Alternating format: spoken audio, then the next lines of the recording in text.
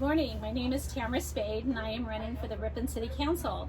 And I'm out today, and I'm sitting here with Helen Caetano. And Helen was raised here in Ripon. She has been here for 69 years. And with the whole COVID thing, you know, this is the best way for me to get out and visit with people and talk about Ripon and what maybe some of the issues are, or maybe how good things are going already.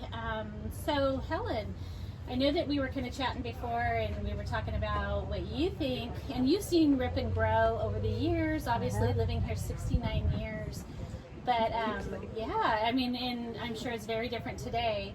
But we were talking about how blessed we are that we are being able to live here in Ripon compared to some of the surrounding cities, and so very thankful for that. But so what are some of the issues, or what do you think you would like to see in our future here? And maybe there's nothing, but I would think that, you know, we were kind of talking about businesses downtown and parking, or, you know, some of the growth to help sustain our businesses so we don't see them come and go. Right. And we keep them. So, you know, you have the Tank House here. Yes. Yeah, and it was a retail store for a long time, and all the kids from the school would come and visit, and people. So I don't know, what's your thoughts on our businesses downtown and where we're at today? Well, I'd like to see us be able to sustain our businesses. Of course, with this COVID, it's a difficult retail market right now. So I don't know how, I mean, we can sustain them actually by participating and going to restaurants and eating outdoors.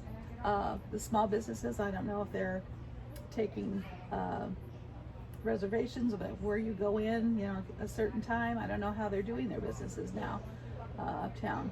Yeah, so I think what we've seen is, you know, we've got now tables out on sidewalks and outdoor seating, which is allowing people to still frequent the business and have ice cream, the Ice Cream Emporium. That's been amazing. Yeah, that's amazing. And Pizza Plus, obviously. So they've added some tables down there. But I think it's so important for them to continue maybe with those tables outside as the COVID starts to you know, release a little bit the rules that are happening, and so they can have indoor and outdoor, and so that would expand their seating as we continue to 6 feet apart social distance, which I know we're not wearing masks right now, but we're trying to 6 feet apart social distance here. And but that is important as we get through this, and to make sure that, you know, everybody has safe environments and still can get out, because being social is so important. That is part of human nature. We need that. Exactly. And I know the city, the chamber worked on this years ago about outdoor seating, and for some of the facilities that don't have sidewalk space.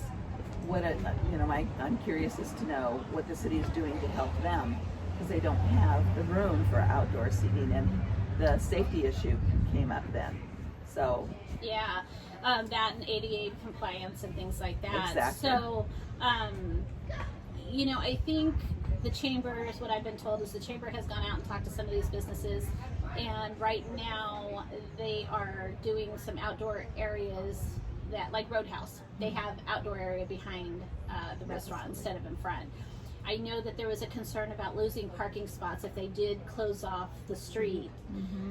But you look at other cities like Turlock and Tracy and Manteca's doing a little bit of it. They're closing off one side of the street. They're keeping one way, so you still have parking access.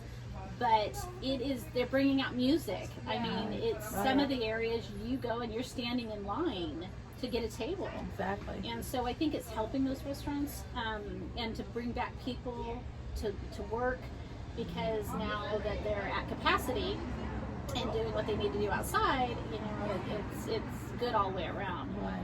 But, you know, do you see the city closing down half of the street? Do you see that happening here? I don't, unless the restaurant owners come out and say. But there's also you know, when they're doing this, there's also funding that is needed, and I don't know if they've been the last 5-6 months at half capacity or closed, if they have the funding, because they'll have to do the safety pots, they'll have to do the barricades, you know, things like that.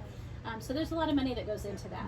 Yeah. And so maybe as they're serving right now, and school going back into session, but with social distancing, you know, it's unfortunate. My daughter's a senior this year, and she's going to probably have this first 6 months being educated from home. And, you know, I'm sure it's hard for the teachers and everybody, but hopefully next year, 2021 comes around, we'll have the last 6 months and they'll get to enjoy their senior year. And then for you, you know, you always have the kids. They would stop by your retail store and over here at the tank house. And so you probably are going to miss that, seeing all these kids walking. You know, we're sitting out here on the porch and it's been a beautiful morning and talking about all this.